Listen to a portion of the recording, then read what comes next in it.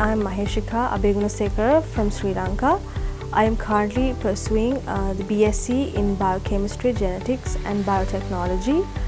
Study in India scholarship program gave me the opportunity to study in Bangalore, India.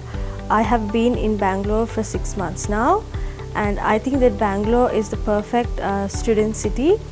It is a very multicultural city, and the people are very friendly, and the weather too is very perfect all year round. I am in my first year in Jain University, and Jain University is a globally recognized university in the fields of science, art, business and IT.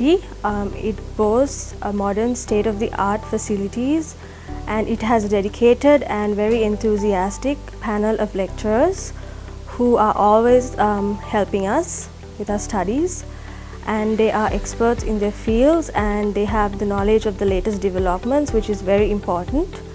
The university also hosts a lot of events which give us the opportunity to meet new friends and understand, learn more about the diversity and the cultures in India. I'm sure that Jain University will help me shape my future and help achieve my goals.